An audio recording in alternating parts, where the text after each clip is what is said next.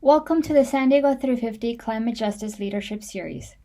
Today we're talking with Victoria Abranica, founder of the Spring Valley Cleanup Crew. We want to start by acknowledging the history of injustice that brings us here. All of us in San Diego County are on land brutally stolen from the Kumeyaay Nation. The Kumeyaay expertly managed this land and environment for more than 10,000 years. Imagine what a better world we would have today if the white immigrants to the Americas had respected and assimilated the native culture, instead of imposing their own by force. This series is produced by a San Diego 350 JEDI team, which stands for Justice, Equity, Diversity, and Inclusion. The JEDI team is helping San Diego 350 build an anti-racist climate movement. We recognize the need to dismantle white supremacy to stop climate crisis. Many of us have benefited from the same oppressive and extractive systems that caused the crisis, and we have a responsibility to work for climate justice. Colonizers first came, we always want to make sure we do that. The oppression of people and destruction of environments is not something new. When colonizers first came to the area, they not only systematically killed and enslaved the indigenous population, but destroyed their environment, which created a feedback loop of famine, disease, and ultimately resulted in the genocide of the 18th and 19th centuries. Communities that are deprived and exploited and exposed to the worst effects of the climate crisis are overwhelmingly low-income communities of color, not only here, but all around the world.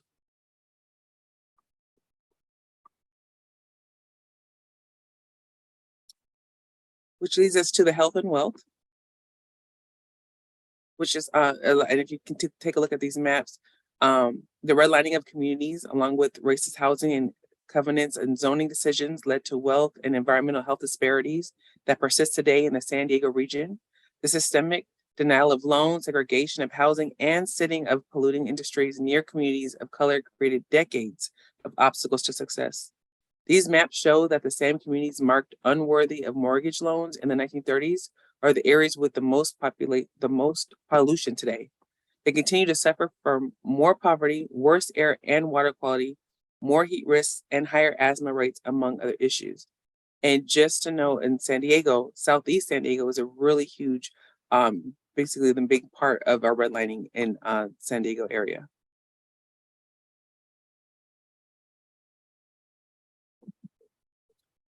So society lives under systemic inequality. The systems that we are a part of and live under are not always intentionally designed to be inequitable and racist. They are more often than not copies of systems, policies, and procedures that have carried on over and over for generations and carry with them all that was wrong with their ways of treating people. We must work to dismantle these structures and establish new ones that are intentionally anti-racist and equitable.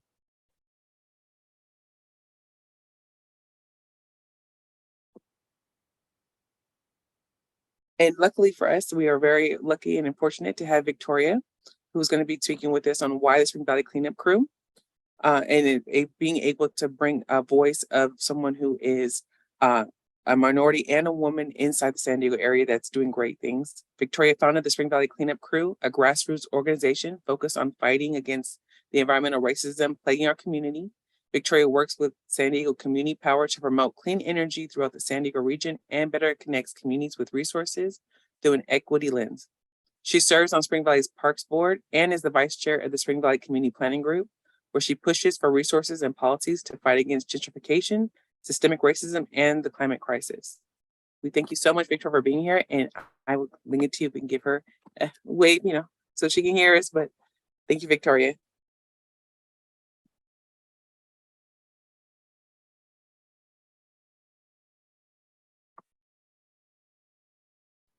Thank you so much for inviting me. Am I good to speak now? Yes. Thank you so much. So why the Spring Valley Cleanup Crew? Growing up, can we switch to the next slide? So just growing up with very little representation, I put two images here. On the left is the map of the Board of Supervisors, like that maps out what supervisorial districts you're in. And on the right are our past and current President of the United States. And the left, it shows how our most local representatives are supervisors, and Spring Valley, because we're unincorporated, we don't have a mayor or city council. We don't have a local office or building that we can go to if we need help or support. We have, unfortunately, due to redlining, we are split between 3 supervisorial districts. So we have Nora Vargas, Nathan Fletcher, and Joel Anderson. And part of the problems with having 3 different supervisors is sometimes they might not want to help you, or they're like, oh, that's in that side of the street, we can't help that that area. And because they cover so much land, I think it's also very difficult for them to put that time and energy towards our community, like a city or a city council has those resources. And so the right kind of shows how I never would have expected to be in politics or be in office or anything like that, because I don't look like those types of people. And I didn't think that someone that has my types of mannerisms or that looks like me, because of my gender or my age or my ethnicity, could ever do any type of political work. And just going to living in an environmental justice community, going to Title I schools, having learning disabilities, it was very difficult to, I guess, succeed in life. And it was hard when there wasn't that representation. In high school, because we were at a Title I school, I realized that I fell in love with lacrosse. It was the first time that I felt like I could excel at something, because I really, really did struggle in school. And unfortunately, because we were so underfunded, we didn't have any funding, and I had to fundraise year round. I had to coach my team while I was a high school student, just to be able to play. And, we had uniforms where things were like our numbers were peeling off, our logos are peeling off. We had, some of our high school, our classmates, they were driving us to the games because we couldn't afford buses. And that, if you can go to the next slide, that's kind of why I started getting into all of this. I think it was very difficult for me to find photos of what representation looked like in my community, because I'm still looking for representation. And so on the left, it has like a wish list, because me and Danielle are hosting a book and toy drive. And so kind of going back on being, a young woman of color, or just someone with learning disabilities, or someone in LGBTQ, it's really hard to find books or toys that really represent me or represent children just in general. And so we're hosting a book and toy drive. We'll talk more about it later, but some of the books here kind of, I feel, could help our youth today feel represented, because I genuinely didn't feel represented or empowered until I was about 18, 19, 20 years old, listening to different music artists, because I think a lot of music is written by and for men, and seeing different representatives like AOC doing things not in my community, but just being able to see how they've been able to advocate for their communities. There's a photo, it's a selfie of me and one of my students. I'm wearing a shirt that says Educators for Black Lives Matter. And I think that this photo kind of encapsulates representation, because when I was younger, I guess I said, like, I didn't feel represented, and I feel just being able to give those resources to my students and to my community and letting them know that they are powerful and that they are capable of doing anything and everything that they put their minds to. The photo on the right of that really, to me, I think shows representation, because this is a photo taken at a SD 350 East County BIPOC protest at Sempra in El Cajon. And growing up, I didn't think that people of color or young women could be environmentalists. I genuinely thought this was something for old white men. I've always cared about the environment, but I didn't think that people of color were environmentalists. I thought it was just part of our culture or something that we just did. And it was a bit shameful. And now it seems like we are being more accepted in these spaces. The photo underneath, it's a photo of me at the school at La Mesa Spring Valley School Board meeting. And I was speaking that day because as an educator going to school, this was in May, and this was after the school shooting in Texas, and my superintendent put out an opinion piece saying that we should have armed officers at all public schools across the country. And being an educator and working at a Title I school with a majority Black and brown students, we are scared of the police. We don't want police on campus. And as we saw in Texas, the police did not help those students. They did not help any of the employees. And so, expressing that to the school board as a community member, as an educator, I feel is a good representation of representation.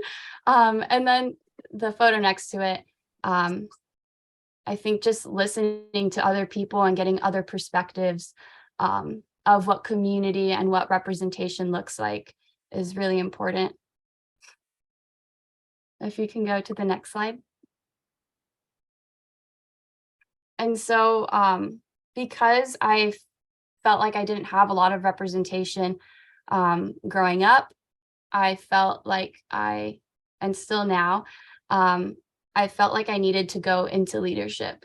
And so that's kind of why I founded the Spring Valley Cleanup Crew and why I've been advocating for my community, for climate justice, environmental justice, and for change within our school districts.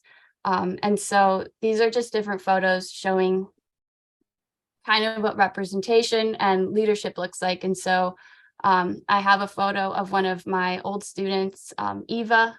And I think part of leadership is, yes, stepping up, but also helping and mentoring and taking a step back and allowing other folks to lead the way.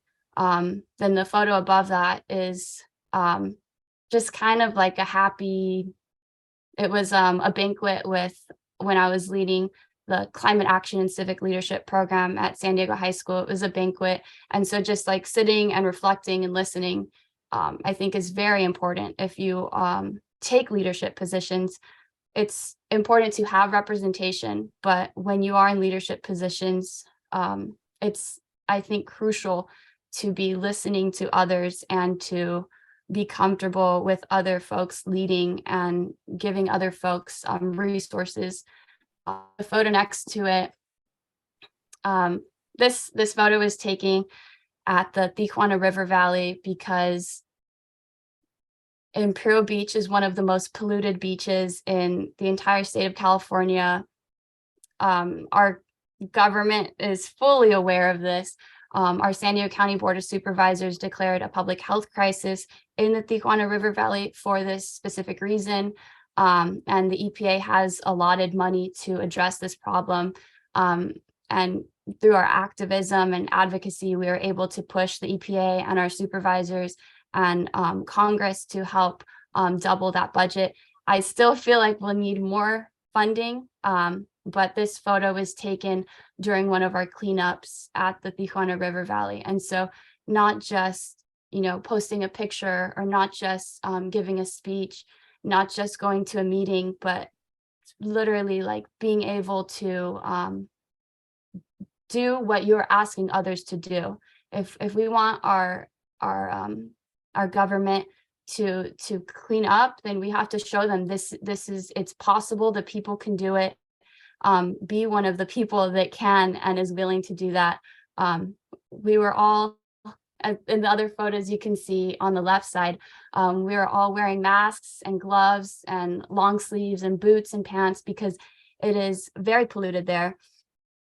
And just being able to listen to each other. And so the photo on the far left on the top is the first cleanup that we did along the Tijuana River Valley. And the photo below, it wasn't the last cleanup, but it was one that we got a good picture of. Our last cleanup, I think we got the most trash out, but to be efficient, we did not do a photo like this. But it honestly is most important when you are in any type of leadership, to listen to others, to be willing to collaborate, be willing to step back, and to understand that everybody has a different role, and it wouldn't be efficient or effective or smart if we all did the same thing, because we all have different roles and we all have different skills and passions. If you can go to the next slide. So that's why I think collaboration is a really key and very important part of leadership. And so all of these photos and all of these organizations and businesses and community members all came together for one event in Spring Valley. We hosted a Spring Valley Earth Day, and I invited my old high school and another public high school in my community. We had, and that's the top left, we had the Dictionary Hill Open Space Advocates. There's a nonprofit here in Spring Valley.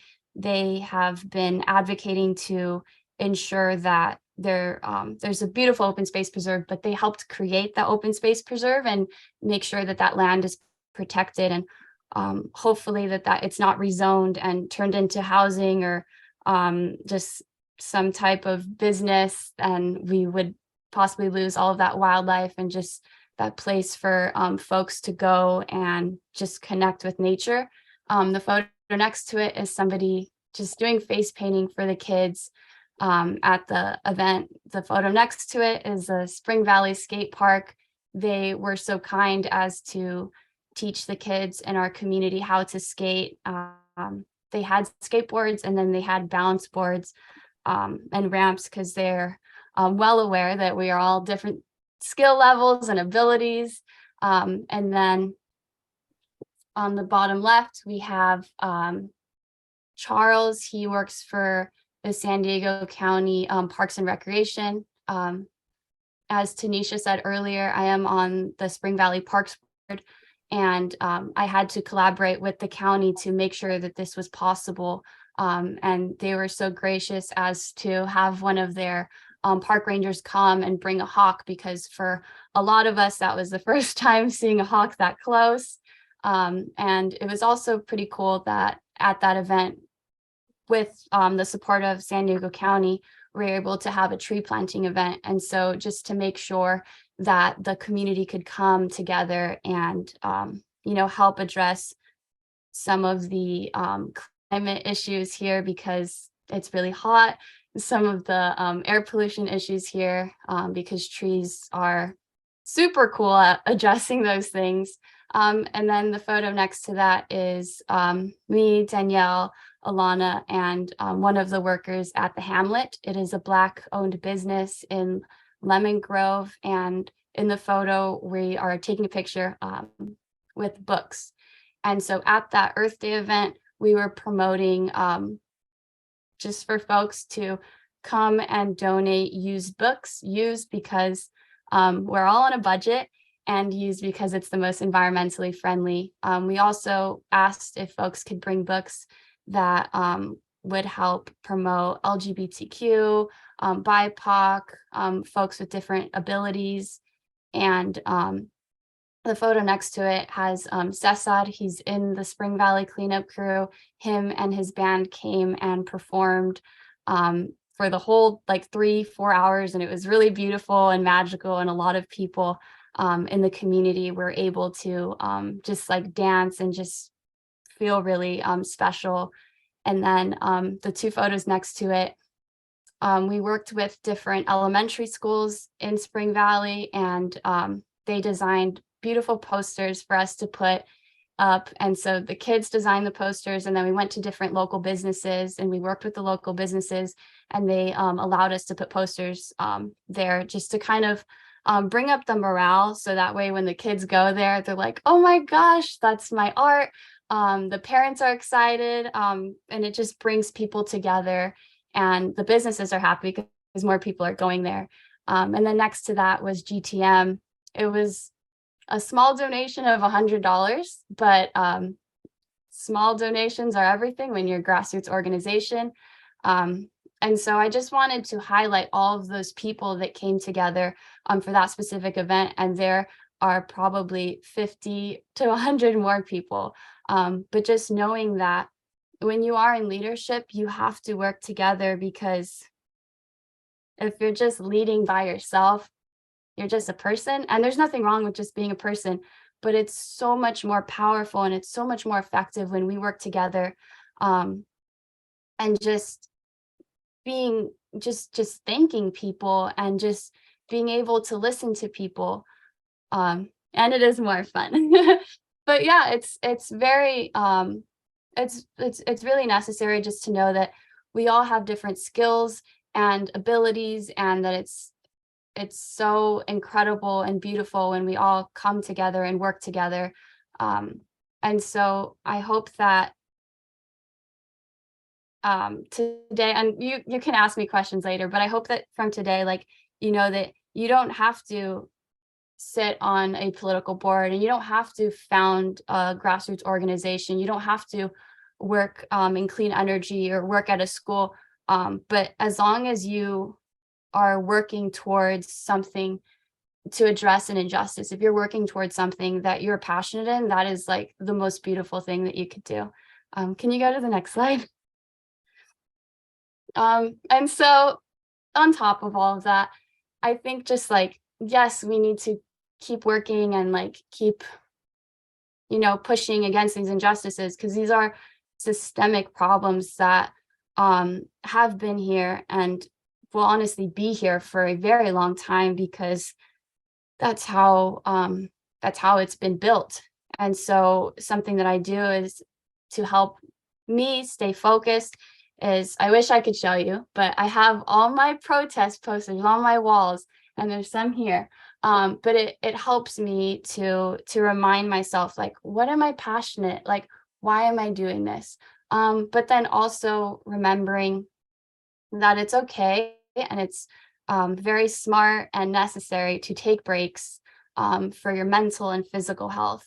And so these are some photos of how, I guess, the cleanup crew addresses mental and physical health as an org, but also just knowing that you can just say peace out for 2 weeks, and that's cool, because you need to take care of yourself.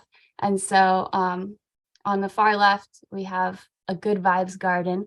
I don't know if any of you have heard of a guerrilla garden, but our county has neglected tons of areas of Spring Valley. And so one of the areas of Spring Valley, we have just decided to turn into a garden.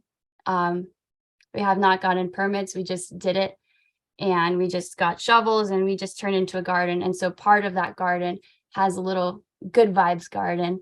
And so there's a lot of rocks nearby that folks can paint, and occasionally we'll come out and we'll just have paint for kids when they come out of school, because this is located next to 2 different Title I schools, our community's rec and teen center, and the community library.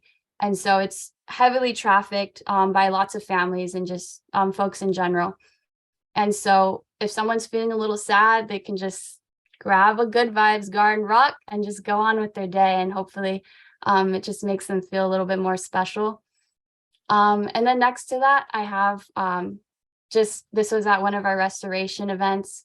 To me, I love being very active and I love to garden. And so for me, this helps my mental and physical, but I know it will not help everyone's mental and physical. But this is just a photo of us just like working together and I guess scooping some dirt out of someone's truck. And then next to it is a photo of just a community fridge, really community essentials pantry. It's not plugged in, so I would call it more of like a community bookshelf that closes. But we put in diapers, bleach, water bottles. I know they're plastic, but you know, when you don't have water, we have to have that option available. We had books in there. We just have different types of food, hand sanitizer, soap. And it's beautiful going and visiting it and seeing like all the different things and knowing like this is probably 5 different people put this in. And but yeah, like that I think can help. Sometimes you're helping the community's mental and physical health. And then on the right of that, I sometimes like to just paint. And so I put that on here just to remind you that it's not always like grind, and it's not always having to be super productive. Sometimes you can just chill and paint and sit on a rock, and that's totally fine and is very, very necessary in this movement. You can go to the next slide. And so solutions. These are solutions that are more, I would say, grassroots. These are solutions that a lot of people can do just as people. And so we have toy drive. There's another one is Mother's Day. And I did like a mother's / educator appreciation day. And so, because it's like the same week of May, but just like allowing the kids in the community to come and like plant little succulents and paint the pots and give them to whatever them role model in their life or educator role model in their life, just to address, because sometimes solutions, sometimes the problems are so dire that we just need like immediate solutions, and sometimes the solutions can be fun and really hands-on and creative for our kids. Then the slide or the photo next to it, in 2020, as many of you may know, George Floyd was murdered, and a lot of folks were not being very proactive about it, and they did not want to address it. I'm saying mostly the government and mostly systems and the police department and things like that, and some people that are just racist and complacent. And so because I did not have a lot of money at the time, but because I love to garden, I propagated a bunch of succulents, and my solution at the time, and being as COVID safe as I could because we were still in a pandemic, I propagated a bunch of succulents, and then I posted it on my social media, and I asked folks to, you know, if they wanted to make a donation, then I would give them a succulent after. And so doing that, I was able to raise $1,000 and donate it to March for Black Women San Diego. And so not all of these solutions, not everyone has to speak at a meeting. Not everybody has to, it's so so different how we can make change in our communities. And then the photo next to that is one of my coworkers, or old coworkers, Valeria. But this is a gutter in Spring Valley. And so we try to make it a point to clean out our gutters or areas close to waterways before we have a heavy rain. And so this was us. We had to climb a fence to get to this area, but we were just cleaning out those different areas. And so, it could just be one person, or it could be, a crew of 15, 20, 30 people. But just knowing that there are so many different things that we can do in our communities. The photo, I guess the next photo would be, this was at a back to school drive. And so we were giving the kids different school supplies, but also I think the Parks Department gave them bikes, but we gave them menstrual products, reusable water bottles, and just different things that we felt could help address some of the injustices that we face in our communities.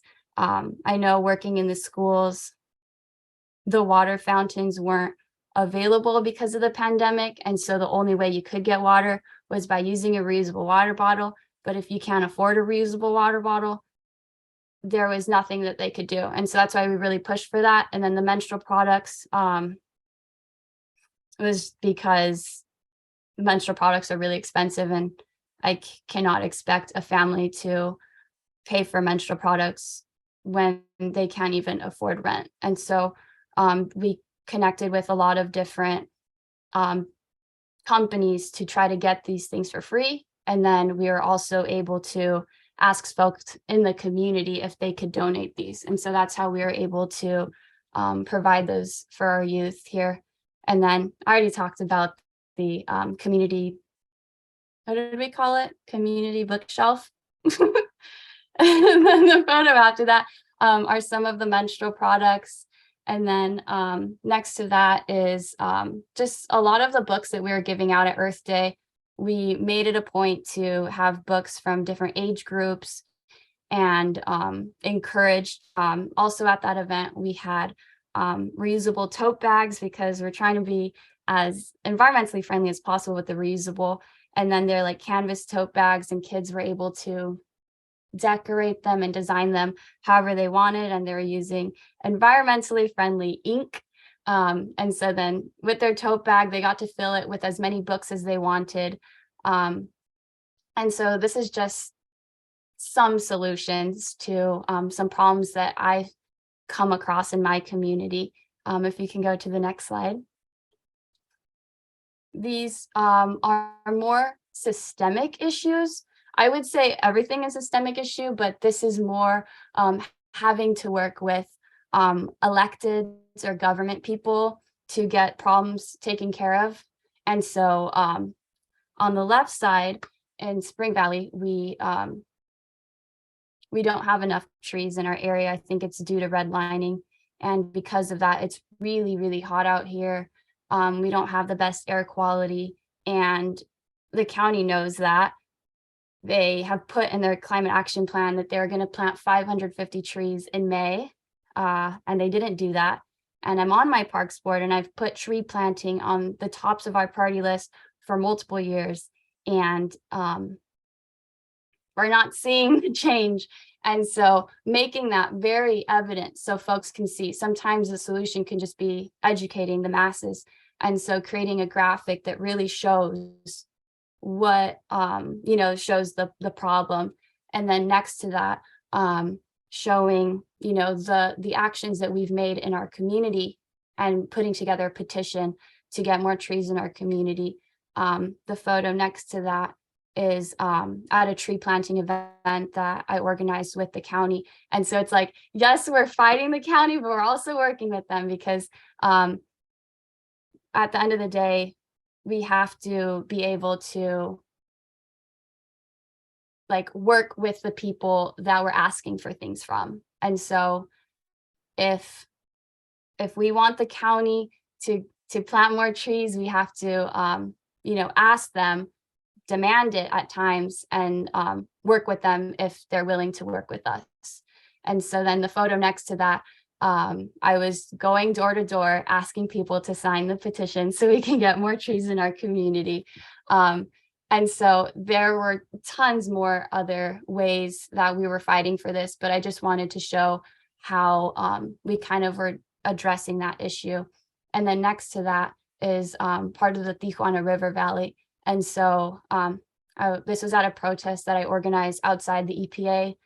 We started at the county administrative building, asked the county, we asked the county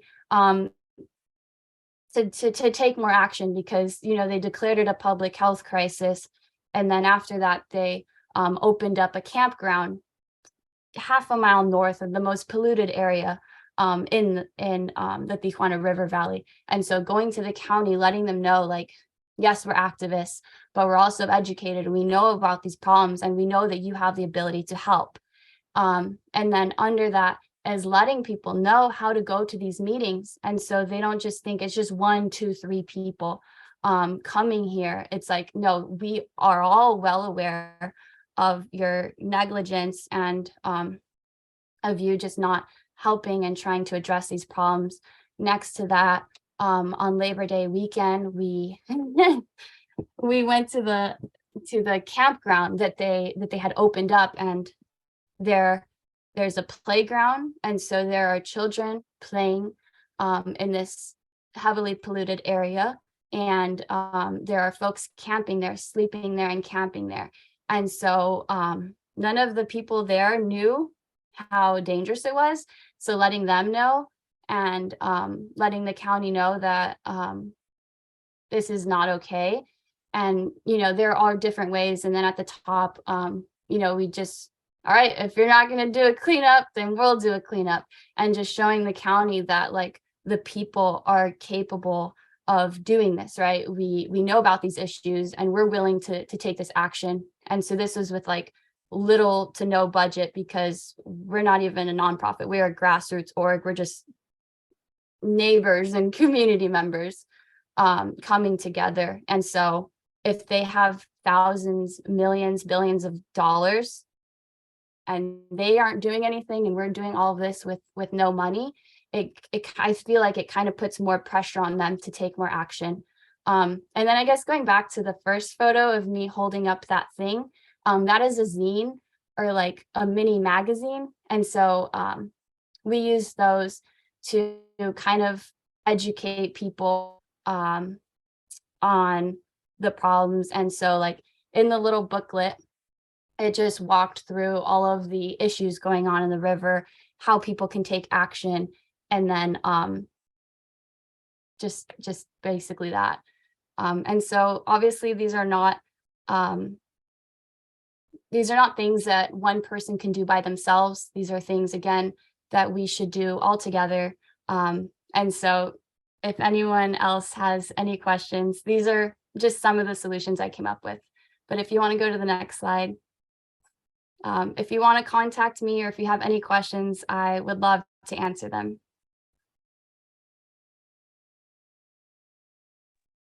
Thank you so much, Victoria.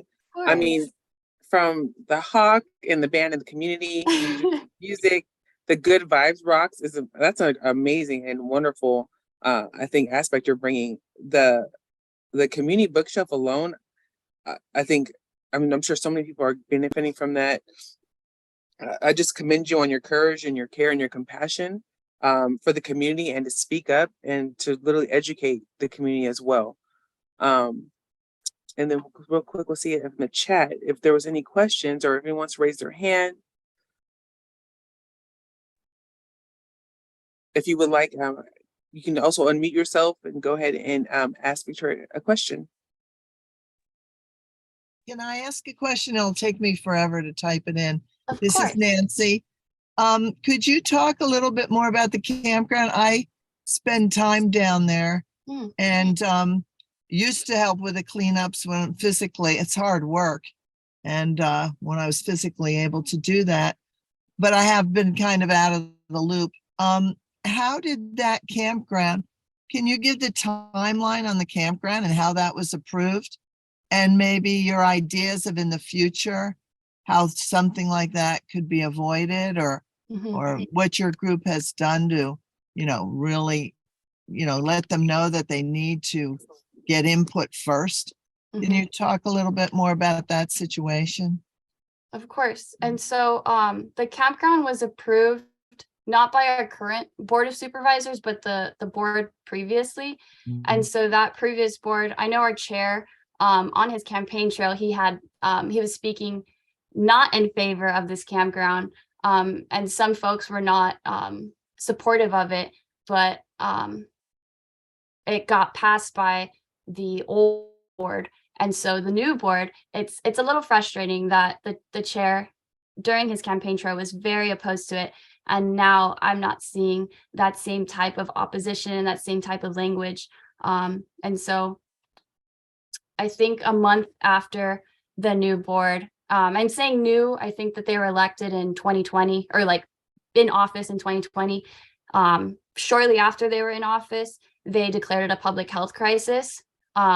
And they had the ability to use the funding that they had from the EPA allocated to kind of address the issues. A lot of the supervisors didn't want to use the funding because they felt that because it's a systemic problem, they wanted more funding so they could build like a infrastructure to like treat the water, to like kind of address that. And so they're like, the current funding is not enough. And then the EPA and like, I guess the federal government was like, well, if we're not going to use this money, why are we going to give more? And so I guess just really pushing the county and pushing the EPA, because everyone's going to go like this. It's their fault. It's their fault. And so just making sure everything is out in the open and bringing the people into it. And so, at some of our cleanups, we were interviewed by KPBS and Channel 8 and CBS and all these people. And so letting them know about these issues and letting the supervisors know, like, I feel like oftentimes they think, oh, these people are Black and brown, they're uneducated, they're young, they're uneducated, they're whatever, they don't have, they're not a fancy nonprofit or whatever. And so they often dismiss us. And so when we are given those opportunities to be in front of the camera, letting them know that we know what the issues are. So it kind of freaks them out, but it also lets the community know about those issues. So that way we can I guess better address them. Thank you so much. Okay. Thank you. Of course.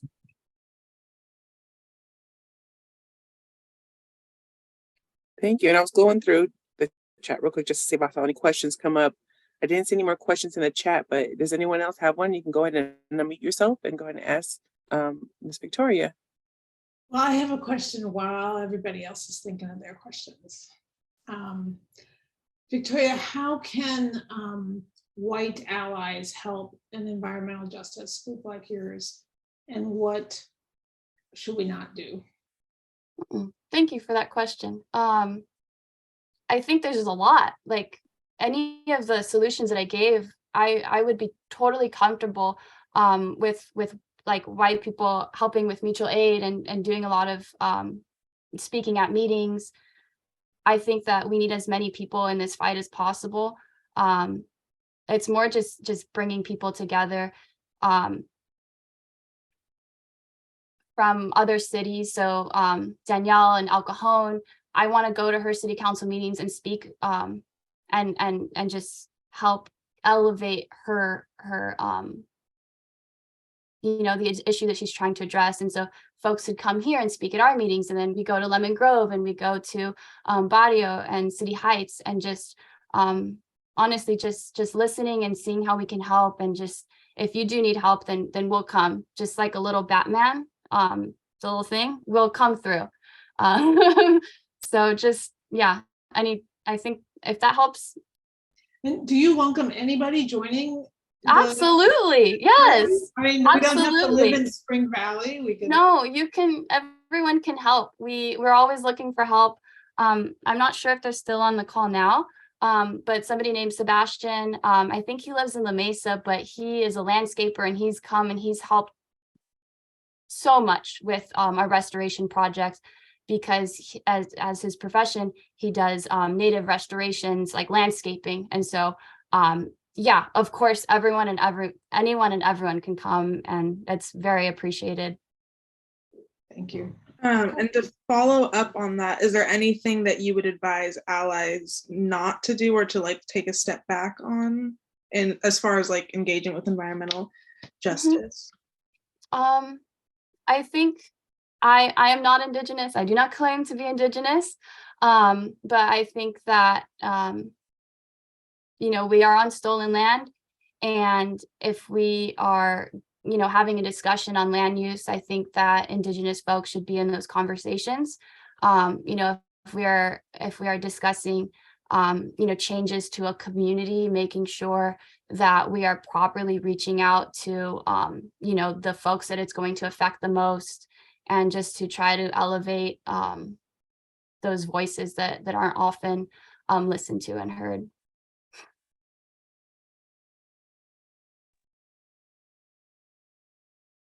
And I know you mentioned, from cleaning gutters before the rain. I mean, that's something really major. I think a lot of people aren't even realizing how important that really is to the environment. But then also like the community book show. How are you letting the community members know that that's even there and available? Yeah, so we have an Instagram.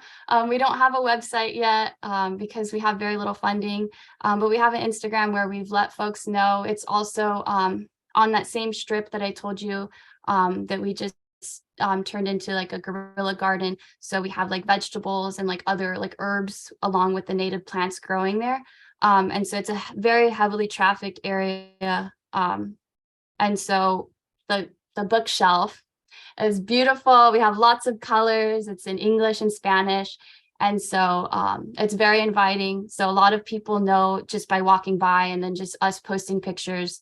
And then the folks at the library and the teen center and rec center, because I work closely with them just as me, but also because the community members, they go and get a snack and then they go talk to them. They also know, and so they'll help promote it for us as well. So it's really, it's just really beautiful. That's so cool. And exactly where is it, in case anybody wants to donate into it or bring anything? Where exactly is it that they can find it? It's right behind STEAM Academy on Kempton Street. So there's no like exact address, just because we've kind of taken up like the whole block. But it's kind of behind STEAM Academy, or on the same street as the Spring Valley Library or Teen Center, Rec Center. You'd find it. You just see all the plants, and then on the right side there's a little fridge. And then you can also text me or email me, or send us a DM on the Spring Valley Cleanup Crew's Instagram, and we can get you connected if there are like specific things that you want to donate, or if you have specific questions.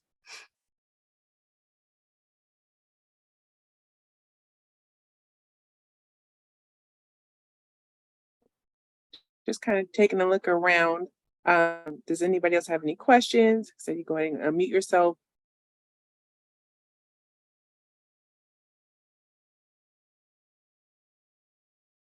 And if not, so before we end up kind of moving on to a survey that we have to take, if you are willing to, we would love for you to be able to actually put the video of yourself. We'd love to see a beautiful smile so we can commemorate this day and keep it in our memories, and keep it sharing. So if you wouldn't mind putting your camera up, if you're not on, we totally would appreciate it. Thank you. I see it coming. There's those beautiful smiles and faces. Thank you. Thank you. Thank you. A couple more seconds in case anyone else is rushing back. I know it's around dinner time, so you might have been getting a snack or a drink at the time, but we will wait a couple moments for you.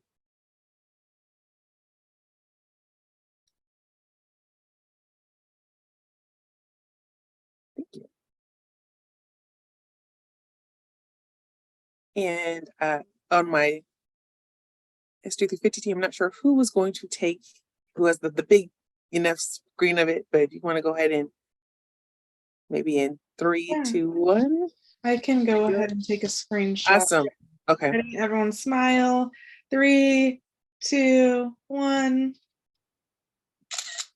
Okay, that was a little delayed. Sorry. It even clicks though. It even clicks. Like Yeah. that was cool. So we'll do one more just to make sure everyone's looking. So I kind of counted off there. Waiting for a pop-up to go away on my screen. Okay, 3, 2, 1. Perfect. That one was more timely. Thank you. And excuse me, can I just say that we are going to have a video recording of this available, and we're also finally about to have an edited recording of our first climate justice workshop that we did on September 1st. I know a lot of you were there, and so we're getting that cleaned up, and I can email that out to. I'll just send it to everybody. You can look at it if you'd like. Thanks. And we have about 4 more minutes left, and we will definitely get the survey out, but I believe in giving everyone their flowers while they're alive. And if there's no more questions, I definitely would like to share just some things on the chat that came out to Victoria.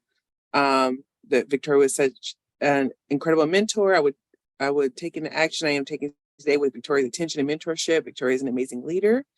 That was from Ms. Ava. Just loving it. Amazing presentation. Love all the work that you were doing. That's from Allie. David says, excellent work and an excellent presentation, a combination of sophistication and common sense, love and emphasis on collaboration. You did an amazing job, I must say, Victoria, on that. That was great. Yusef says, great work, Victoria. And then I think just us being here and being attentive also, and I know with whether it was in the chat or not, is very appreciative of you being here. And so many, I see the claps in the corners everywhere. So thank you again so much, Victoria, for just taking the time. You had amazing pictures and was very elaborate on just everything and explaining it. And I think that a lot of us learned a lot about your organization that might not have known a lot before.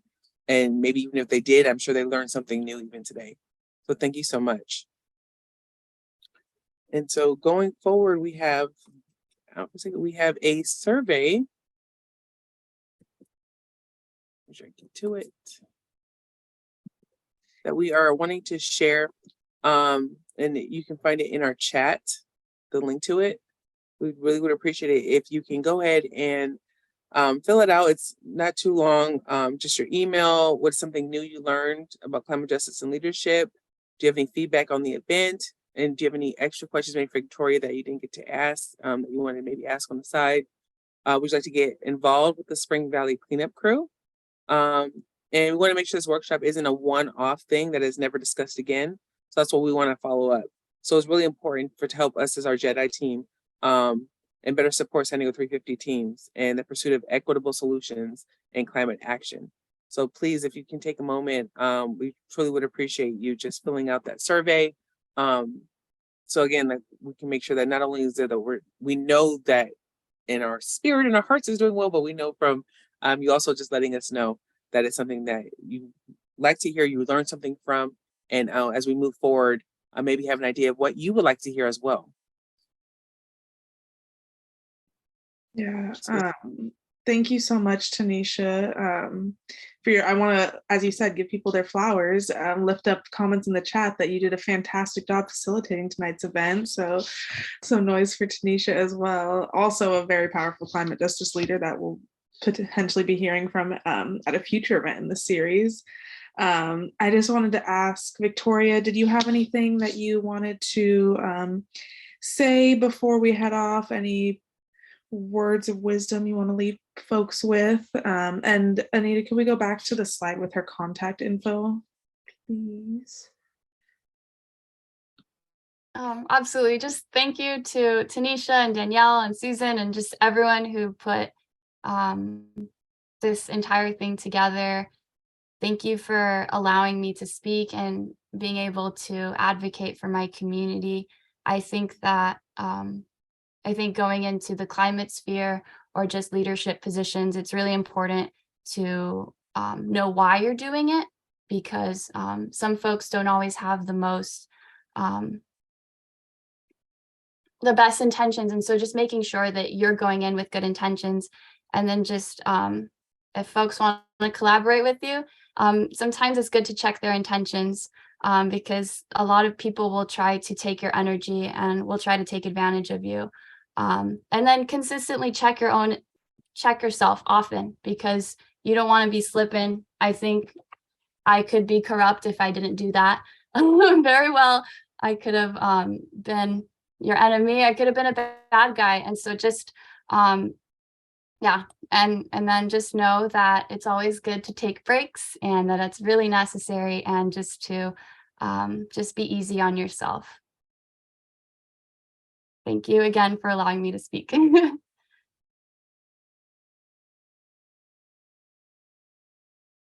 Thank you so much. And just to respect everybody's time, we appreciate you being here. Please be on the lookout. Since we have your emails now, you will be getting notice of our next event that we'll be putting on soon. So thank you so much again. And again, that link is in the chat to take the survey. And I hope you have a great rest of your night and holiday season ahead. And we hopefully will see you soon. Thank you. Good night. Thank you. Good night, everyone.